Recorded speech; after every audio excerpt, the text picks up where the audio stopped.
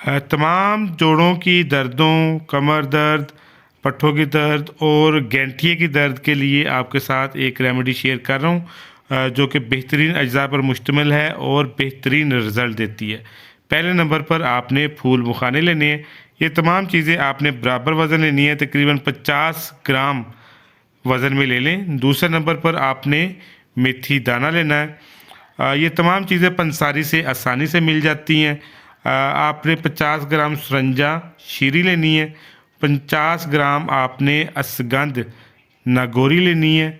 और लास्ट पर 50 ग्राम आपने सरंजा तलख लेनी है। ये तमाम चीज़ें आपके सामने हैं। आपने इनको तमाम को बारीक पाउडर तैयार कर लेना है और उसका आधा चम्मच सुबह, दोपहर, शाम दूध के साथ इस्तेमाल करना है।